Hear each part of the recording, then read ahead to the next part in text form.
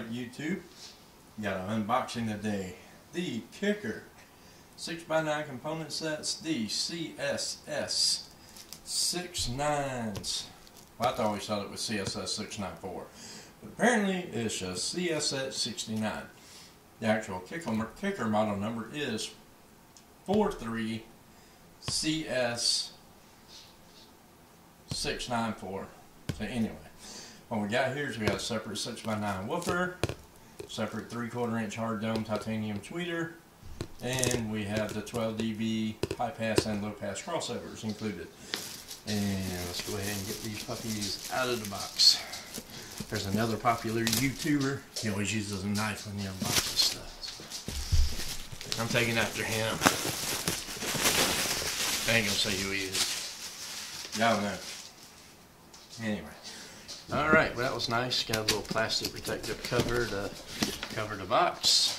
Oh, we got some instructions. Let's see here what they say about our CSS69s. 450 watts peak power if lightning struck them. We don't want to do that. 150 watts RMS.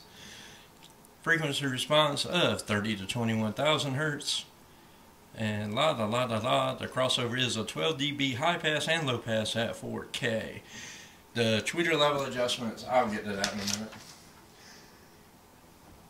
There's some lying on that one. So let's go ahead and see what we got in the box.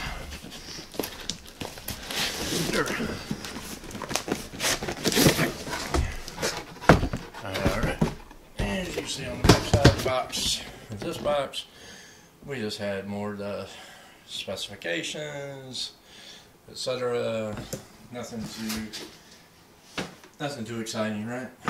Alright. Now let's pull this in the shot here. We're going to flip this over. And let's drag the knife through. Looks like we got. Okay, let's start with the small stuff, guys. Then we'll get to the big stuff. Because apparently all the small stuff is going to be stuffed into the side piece over here. Stick that back in there. So here's what we got. All of our small stuff. And we come with some wire ties. Looks like, I know what those are. Those are some angle mounts. Some more angle mounts. Some more wire ties. Not a whole lot of thought went into packing this small stuff. This here is going to be a long screw-in adapter for in case you're, I'll show you that in a second. This is going to be a surface mount piece. And of course we have our tweeter, all nice wrapped in plastic. As for that side, I'm going to actually give us some butt connectors. That's nice. Good job, Kicker. Another crossover. That's good. We need 2 of them. And, alright, another tweeter. That's good. We need 2 of them. Oh, look at that. A bag of screws and speed clips. Hey, they give you everything. And another long mount tweeter adapter in case you're going into a thicker opening. And some more wire ties. Alright. Okay, now let's move all this small stuff out of the way. And we'll do a little further investigation in just a minute. Now let's get to the whoopers. Oh, another screw-in adapter piece. And we got some more tape there. Boom, boom, boom. Alright. There's woofer number 1. And still here. And oh, there's woofer number 2. And all their glory. Alright.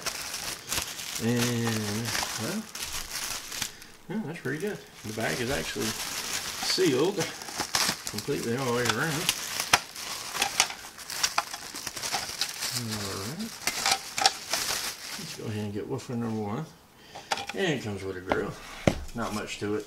Obviously, they kind of a throwaway. And I think that's why they made it like that. Nothing to it, just plastic and a little spider leg design, I'm going to call it. I know I took the woofer from you. There it is. Kicker CS694. The 6x9 component woofer. Nice textured back to it. Standard push-on terminals. It's got their signature reinforced foam rolled surround, polypropylene cone, and obviously no tweeter, just a little phase plug there. Alright, now just as a comparison, here is what I'm replacing. This is an Alpine SPE 6090.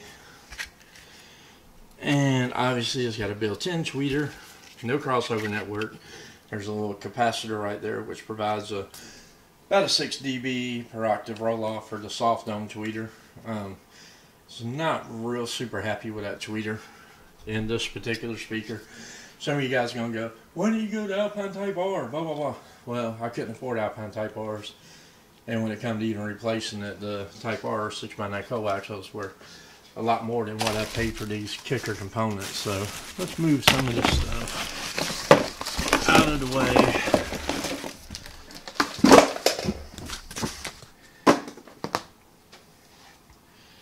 And we'll just give you a front shot comparison. And of course, like I said, with the kickers, and there's other brands of components out there. I know Alpine's making a component 6x9 set. They're a little high priced. And I had a problem with the Alpine radio, and well, Alpine got on my list of crappy customer service, but that's a whole nother story. And then of course that's going to be the tweeter.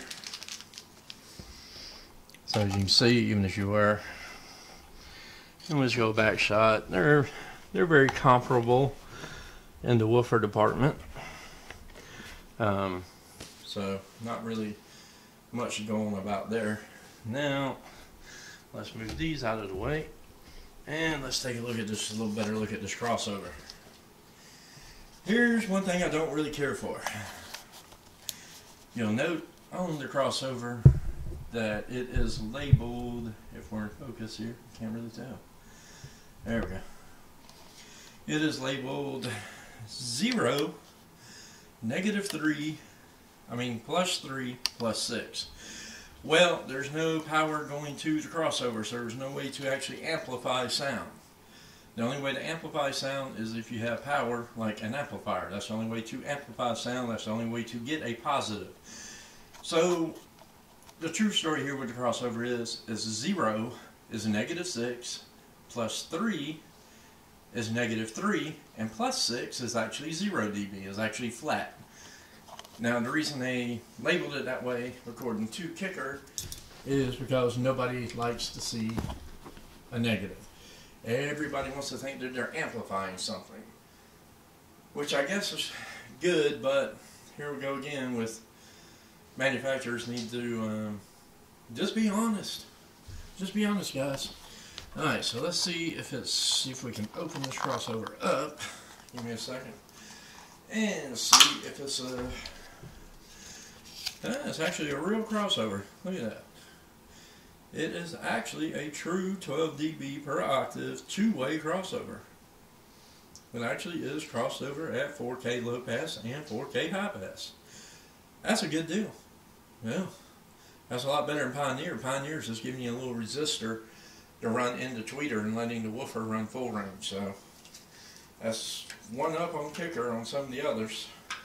Some people tout that as a bonus that you only have to have that little cap on the tweeter. I guess from an installation standpoint that would be true, but from an audio quality standpoint, the crossover needs to be a crossover. So here's our tweeter. I'm going to go ahead and get that wire tie off of there. and it comes with a screw that locks the tweeter in place. So when you cut out your hole and mount the tweeter to your panel, you'll be able to screw it in and lock it in. Now, the reason I was talking about the long mount piece, show you the difference, is you can see the difference in these two pieces. This one's for if you're trying to go through a thicker panel, this one's if you just got it on a thin panel. They both work the same way, but that's what that's included for. Then, of course, oh, that's the same thing.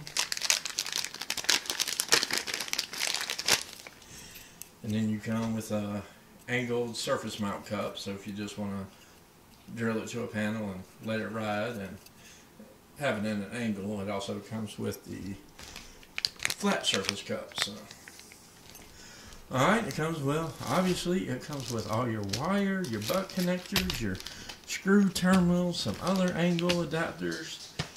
Guys, they come with everything you need.